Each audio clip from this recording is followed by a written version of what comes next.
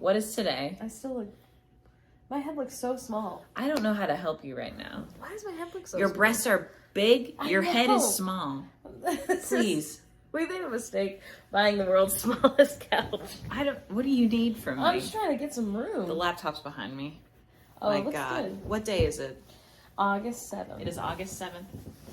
We had our OB-GYN appointment. We literally haven't talked about that at all. No, that's why I think we're starting. This is a new one. Yeah. Okay. Oh my God. Sorry. Your toes are so cold. I had to grab them. Okay.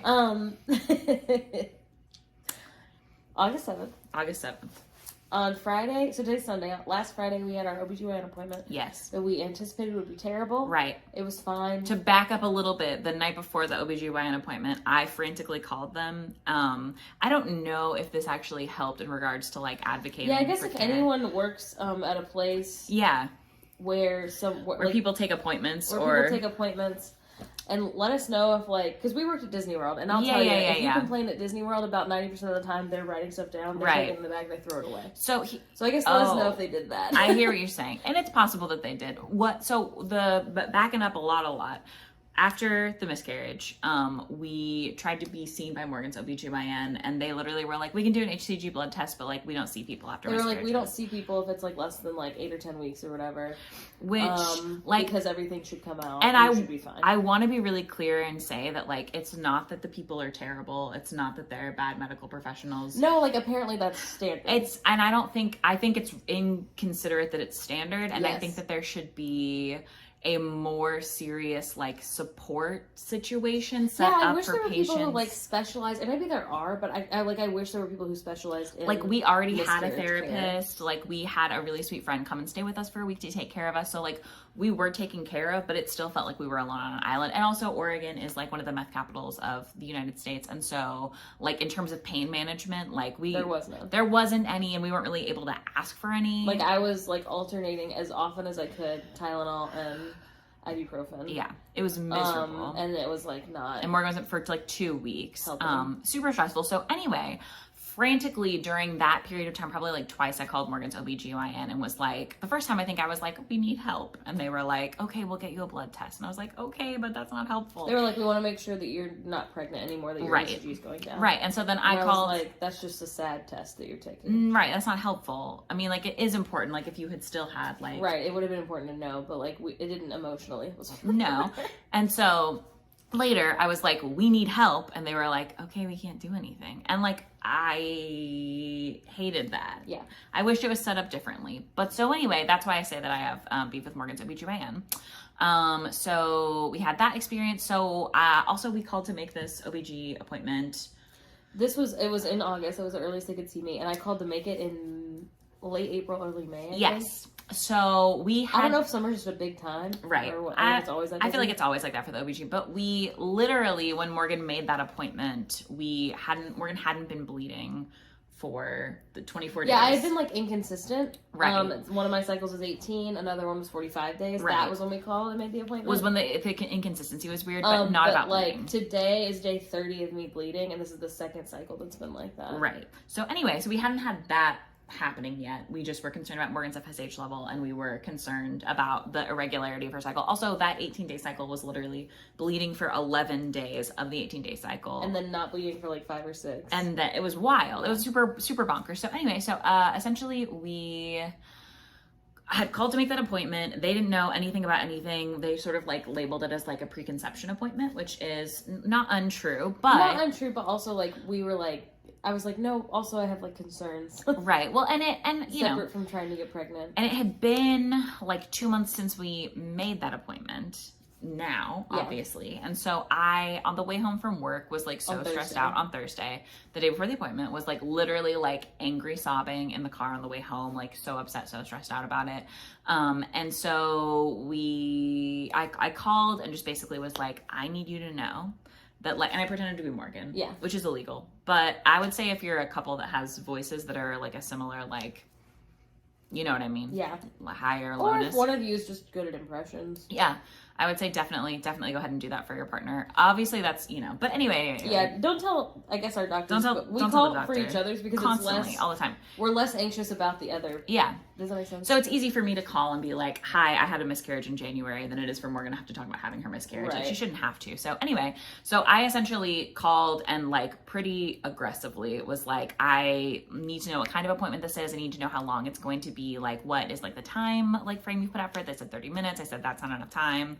Like, I'm having some big feelings. Like, anyway, I wasn't rude at all, but and Morgan like heard me in the other room. Right. So knew I wasn't. They weren't rude. I wasn't like yelling. I was just like, these are the goals that I have. Right. And I want you to write them down. No, literally. I was like, I need to talk to someone who can write down that like the doctor needs to see these notes that like I've literally been bleeding. This is the second month in a row that I've been bleeding for 24 days. I don't know what's going on with my body. I'm so frustrated. Like, my cycle was never like this before the miscarriage. Like, I understand that like miscarriage can make your cycle weird, but this is abnormal bleeding. It's been 7 months and now. it's incredibly stressful for that to be happening. So anyway, it was a lot of that, and they essentially, the person who answered the phone was like, yes, absolutely incredible. Let me get you on the phone with the nurse, which is great. I'm totally fine. And the nurse was like very sweet and like essentially was like, if you can bring in essentially like a piece of paper, like obviously you guys have been documenting pretty heavily, but if you can bring in something that says like the length of your cycles and how many days you're bleeding and like when they like what they ended up looking like, that would be incredible. So we actually did do that. I like typed it all out from looking at Morgan's charts. To be like separate from having to read the whole chart. Right. And so he genuinely looked at it. Like, actually looked at it. Like, we got in there. I was afraid it was going to be stressful. No, but it was overall fine. Yeah. I do feel like he was like listening to the words that we were saying, which is all we could ask for. Absolutely. And then basically what we went in wanting was we wanted to be put on Clomid, which is like it's like an ovulation medication to like stimulate ovulation. But he put us on progesterone, or put me on progesterone for 10 days. And we were like, why? Like, can we ask, like, we obviously do a lot of research, blah, blah, blah. And he wasn't snotty at all. He was like, okay, so Clomid, like, maybe that's something we can look at in the future. But basically, like, since you got pregnant before, I don't think, like, the problem is that you need to ovulate. The problem is, like, your body doesn't know that it's time to ovulate. Right. Because, like, your endometrium is so thick that it needs to slough off everything before it can kind of restart. So basically, I'll be on progesterone for 10 days. And then hopefully within, like, 3 to 7 days after I finish it, basically I should have like a really terrible period. So I've literally been looking at comments that people have left and they've been like, oh, progesterone made me had my period for a month and then like my period was fine after that. So it may take longer than we think. Yeah. But essentially at this point with all the bleeding, like I think we would do most things. Right. He also said essentially that like they used to like suggest like a DNC type procedure, which is sort of, I don't know what the words stand for. He basically said like we shouldn't have to do it. It's like a scoop you out type situation, basically. It's what is typically performed after a miscarriage. It's what's performed typically if you're having an abortion. But it would be essentially there's the medical way that we can do it is do some progesterone without have surgery. It come out. Yeah, without surgery and without like really harsh medications that are, I don't know. Then hopefully that'll like body clear will like pain get out. rid of everything that's trying to stick around. Yeah. And then have like a really terrible period for however long, and then hopefully it'll be normal after that. Yeah. That's our plan. That's our plan. That's the hope. He literally was like, this is something that is fixable. Like this is something that we're going to be able to figure out, which I thought was really nice. I don't know. In general, he just seemed really lovely. Like he wasn't stressful. He, did a good job. It was good. I feel a lot better. Yeah. In terms of like the Clomid thing, I also think it doesn't super make sense for us to be on Clomid right now because... No, I appreciate that he answered our question. Oh, yeah, absolutely. We weren't at all pushy. We're obviously not the doctors. Well, and it's like if your endometrium is not like conducive to like carrying a pregnancy, then like, it doesn't matter if you're ovulating. That would just be like a really expensive medication for no reason. But, so also progesterone's only like $4 Yeah, it was $4 after with our insurance, which sucks because I really thought it was going to be way more expensive than that. So I think that's it. That's it right now. The cycle's going to be weird. I called our sperm donor and was like, hey, this is going to be, you're going to be off the hook and then it's going to be ridiculous. So keep that in mind. And he was like, all right, good to know. Yeah. So yeah, that's all for right now. Okay, hello. It is August 8th. Morgan's on day 3. Yesterday was day 2, today is day 3 of her taking her progesterone. We were warned that she might have like tummy aches or not feel good. We haven't experienced that. Morgan has been taking it in like the evening, like late afternoon with dinner, because we were told to take it not on an empty stomach. So that is good. I'm waiting on an email back from our midwife to figure out what to do with like seed cycling, because I think, if I understand correctly, progesterone rises during the luteal phase, and so it would make sense to do like the luteal phase seed balls for the next, while Morgan's taking progesterone, and then switch to the, what's the other one? Ovulatory? Fertile, eggy, the other one, luteal, switch to the other one whenever Morgan has her period. Which, here's the other thing, is she's on day 30 of bleeding right now, so I also don't know, like, we were told, like, oh, she'll take progesterone and then have, like, a really bonkers, like, terrible period, but, like, will she still be bleeding up until that point also? And then, like, how will we know? I don't know. So that, I guess, will be interesting to see. I'm really, really curious. I've done the math, because essentially the doctor said if she has not, like, had a period that was really brutal 14 days after stopping progesterone, which is a 10-day cycle that she's on, like a 10-day medication, 10 days of progesterone, then to like come back or call again, and like they'll figure something out, or you know, prescribe something else. So that's good. It looks like on the internet most people start their period within 3 to 7 days after finishing progesterone, if it's like the like recycling kind, which is the same thing that we're doing. Yeah, so I don't know. I've done some like math to see like when is the earliest that Morgan would have start her period, and then 2 weeks from that, what would be her like ovulating, if she ovulates 2 weeks out from that point. And it's essentially looking like anywhere between September 1st and September like 12th, just depending on like all kinds of factors and lots of shit. I think it's more likely than not that we'll end up skipping this cycle that we are hoping to inseminate for in September, just in terms of like missing it. Like, I can't imagine we're gonna be able to pin it down beautifully and perfectly and clearly, considering how absolutely fucking insane everything else has been. So I called our sperm donor and was essentially like, hey, here's everything that's going on. He's been great. We've just obviously been like keeping him updated. He's not stressful. Basically told him like, hey, you have the month off, but like once we get back, we're not gonna be fucking around. I think something to kind of like be sweet that we might do is the first time that we had a successful pregnancy, we stayed at like this horrible Motel 6. No, Super 8. It was a Super 8. So we might stay at that same Super 8 again, because I think that would be kind of like fun. And then also what's kind of bonkers is the last time that, like the time that we got pregnant successfully, we had just come back from like our Disney cruise, which was our honeymoon. And we're going on a cruise at like almost around the same time, essentially in October. And if we end up missing our September cycle because everything is bonkers, then we either would be inseminating right before or like right after coming back from the cruise.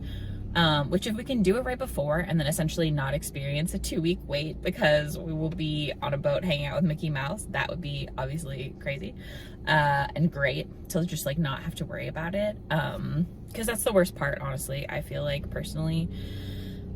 And I can't imagine if it was like my body that I felt was, I don't know, like betraying me.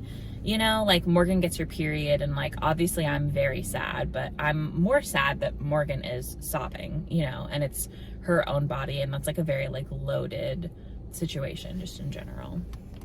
The other thing is that like just about every cycle since the miscarriage, Morgan has said that she has felt pregnant. And now that we know that her endometrium is super thick, like I'm curious if that is why. And I don't know. It's been super hard for her to feel like she could trust her body the first time when she was pregnant. Like she was like, yes, I know this, I know what's going on. And then every time since then, that's part of why it's been such a letdown and just kind of this like relearning of like what is going on and how things feel. And obviously things are going to be different after a miscarriage, right? So I don't know if that's part of it. I don't know. I just, obviously when we're doing inseminations, it makes it that much harder. Because then it's like, oh fuck, like, you know, I don't know, you know, so we're doing good. Yeah.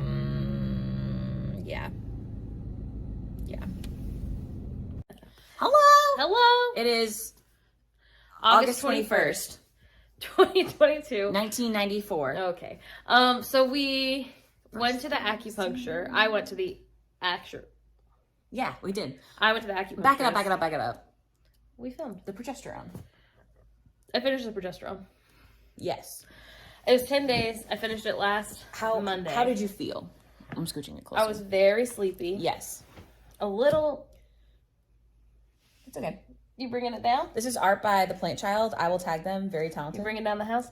Bringing down the art. Anyway, it was fine overall. Like I was like very tired. Yeah. You had a bit of an emotional breakdown the last day. Yeah, we had the day after the last day. Yeah. No, that was the last day, wasn't it? Doesn't matter.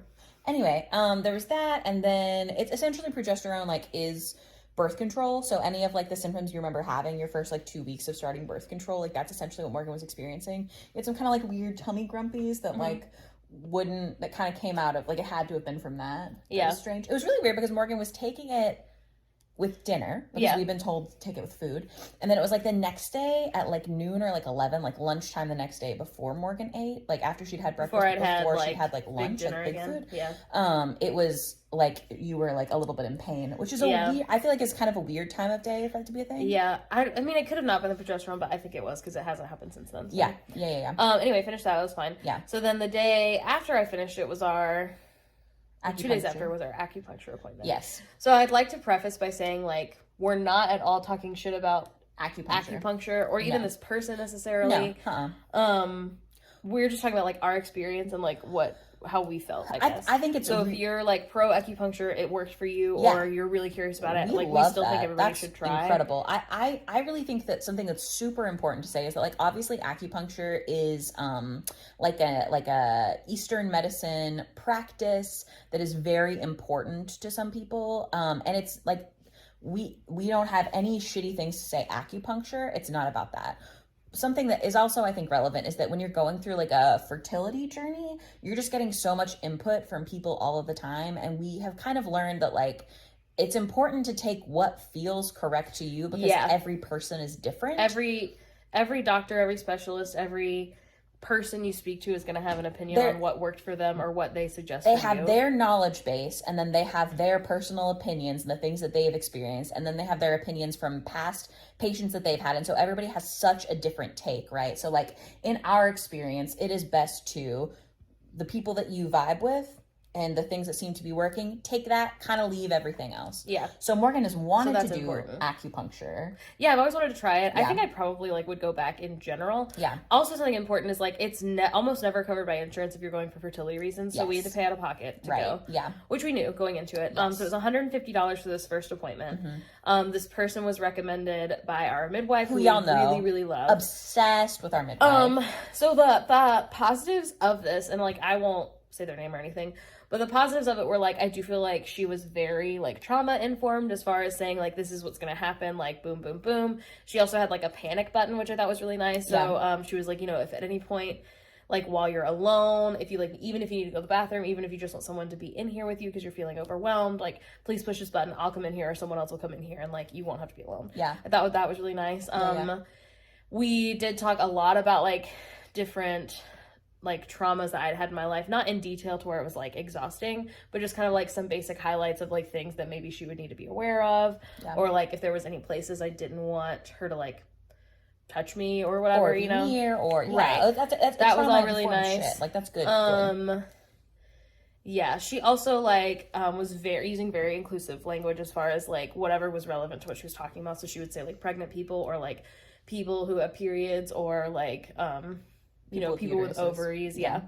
That was all nice. She's also queer. Yeah, she was queer. She had she has had 3 miscarriages, and then their 4th IVF was successful all the way through. Yes. And they have a kid. Yes.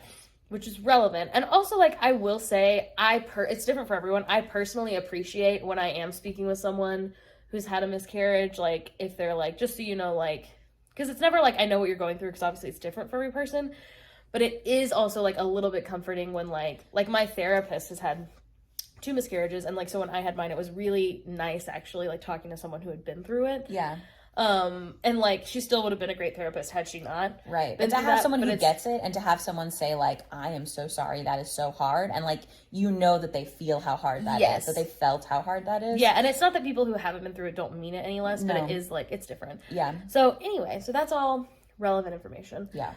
Some of the things that, like, are the reasons why we don't think we'll be going back anytime soon are, like, she had a lot of opinions on the, like, things that both my OB-GYN and midwife had said. Which I may have a misunderstanding of acupuncture, but what I always thought, and what I've heard is that essentially acupuncturists, like, they know about, like, Eastern medicine, and they take classes in Eastern medicine. They have some kind of education there, right? And then they do some stuff with, like, nutritionist type things, and then they do some kind of, like, vaguely therapy-ish type things, and then they do the needles, right? Like, that's always kind of, like, what I'd heard is that that's like a holistic approach to whatever you're going for. They want to, like, hear everything about everything. What I didn't think was that Morgan was going to go in there and that she was going to say things like, you should be on progesterone all the time. Right. And I was like, oh, well, progesterone is, like, basically birth control, so it seems like that would be right. And if you don't know that, most times, I guess, like, there's definitely different types of birth control pills, but most times it's basically just progesterone that you're taking for 3 weeks, and then sugar pills for a week. Right. And so when your body's not getting that progesterone, it's like, oh, time to bleed. Right. Usually. But it is. So for me to be on it all the time, I would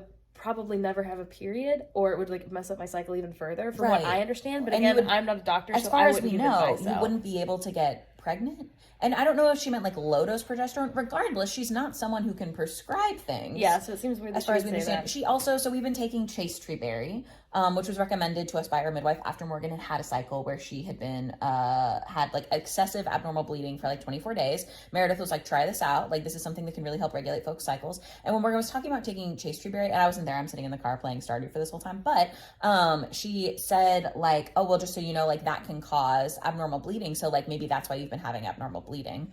And I was like, no, the reason we even sought out the midwife is because I had been bleeding for 24 days. So that's something that was, and she was like, oh. And I will say, anytime she was, like, kind of giving advice before I finished my story, once I finished whatever I was saying, that negated what she was saying, she would be like, oh, okay, never mind then. Like, so that was nice. But also, like, we haven't heard from anybody else that it can cause abnormal bleeding. So it just seems weird to me. Do you know what I mean? Like, yeah. I don't like that so much. Then, I'm trying to think of the other things. The miscarriage thing. Oh, yeah. So she has had 3 miscarriages, like I said. And so we were not talking about our miscarriage specifically. I was saying, like, these are the supplements that I'm on. This is what we're hoping will happen. Oh, she was like, are you guys going to do IVF or IUI? And I was like, I think after we've been trying for another year, then, like, we might move to IUI. The reason we're doing at-home inseminations with our known donors, because it's so much cheaper. Yeah. So much cheaper. Yeah. To just, you know, get the gravy from the horse and skedaddle on to the hotel or whatever. You know, like, it's basically free. Yeah. Compared to going to a doctor's office, having the sperm washed and blah, blah, blah, and treated and all this stuff. Yeah. And, like, that's, like, it's not that you're paying for nothing. Those are services that we would pay for, and they are doing stuff. It's not like IUI is, like, not worth the money, or it absolutely would be. No, yeah. But why wouldn't we try the cheaper way first for a while? The way that most people do it. Anyway, and she was like, oh, okay, well, like, just so you know, like, if you have a second miscarriage, my plan of action would be to go the, like, IUI or IVF route, because, like, sometimes, like, treated sperm is just, like, the better sperm, and blah, blah, blah. And, like, that's not necessarily wrong, but I was like, why would you bring up me having a second miscarriage when I don't even have a second pregnancy? Also, like, that's not what you were talking about. That's not what you were asking. No. Like, obviously that's something that we are terrified of, because it would be horrible and so stressful. But, like, she's, to me, that's, like, a fucking unhinged thing to say. Yeah. Like, out of almost nowhere. Also, like, I don't know, like, why is she giving advice on that? I don't know. She also was essentially like, oh, you know, like, you never know, like, it could be a problem with your, like, donor sperm. Like, it's, you know, it's, like, important to do it. Like, which I also wasn't expecting you to go in there and have somebody who is, like, doing the holistic, not Western medicine approach be like, have you considered doing this at a doctor's office instead? Like, maybe you should do it at a doctor's office. Yeah, like, and she wasn't that snotty about it, no, like, for sure. She was very, like, here's my thoughts. And, like, maybe that's, like, part of what we were paying for. I just didn't think that was part of it. I thought it was going to be, like, let's hear about you. Okay, cool. Like, some light therapizing. And then, like, this is what acupuncture is. Yeah. And then, like, I also, like, don't know if I, like, necessarily, like, believe in things like chakras, or you know what I mean? Yeah. But I was super excited to go. No shade towards anybody who does. No. Like, it's similar to, like, I think, like, when people get desperate, they also, like, pray or, like, meditate, or for sure. Like, I'm not at all being like, it's so fucking stupid. If that's something that's helpful in your practice, in your existence, in your spirituality, perfect. I love that. Use that. Yeah, and I wasn't gonna go on and be like, I actually don't believe in this, but I was like, I don't know if I subscribe to this, but I would love to learn more about it. Right. Yeah. I'm super excited to go. Yeah. You know, like, and other people swear by it, so why wouldn't I, like, check it out? Yeah. Anyway, and she was just very, like, and this is a word that we got from our midwife that we use all the time now because it's perfect, but she was very goddessy.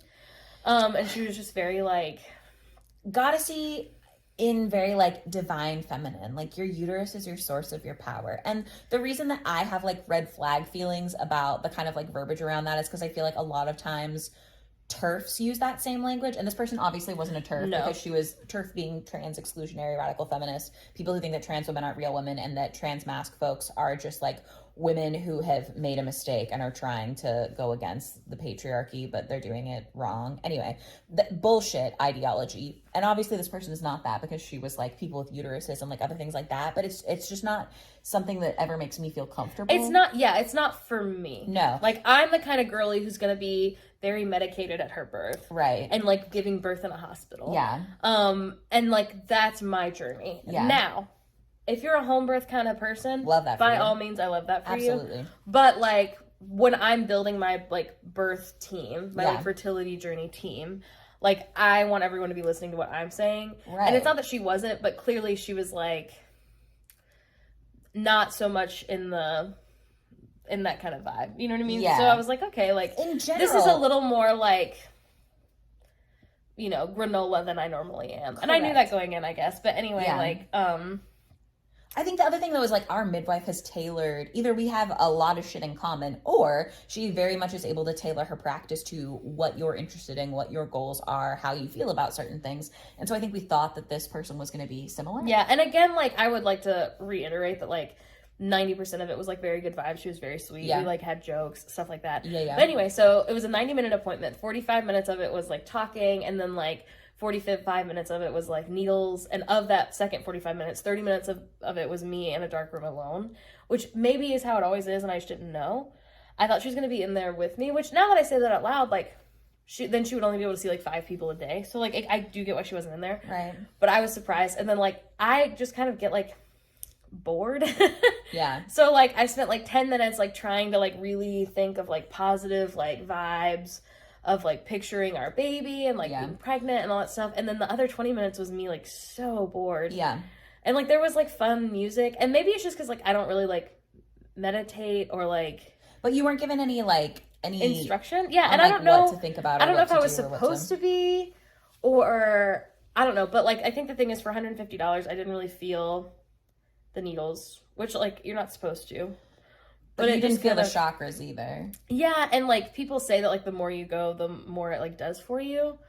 So maybe that's true. And again, maybe that's why we might go back in the future. But, like, right now, I was like, for $100 an appointment, like, I don't want to go back. She only did it in Morgan's hands and feet. And then at, like, the end of the appointment, she basically was like, okay, so I would like to see you, like, every week for the next month for, like, your whole cycle. I think that's really important that we, like, do that. And personally, I'm just, like, not into people who are pushy in that way. Like, I don't know. Like, I just kind of felt like I couldn't say, like, oh, I can't afford that. Right. So I made an appointment and then got in the car with Phoebe, and Phoebe was like, how was it? And I'm going over all the stuff, and Phoebe was like, we cannot afford to go every week. And I was like, I don't... And if it was something that you were super into, I think we could, like, find a way to make that work. No, but I wasn't that into it. No, and it just, I don't know, like...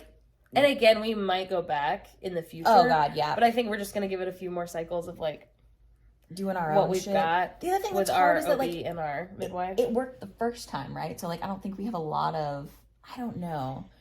I don't know, but I think I think it's particularly wild to me that this experience, you've always wanted to do fertility acupuncture. Like, that's something Morgan has literally talked about for years. I've never heard a person say a bad thing about it. So like that separately, like we were specifically.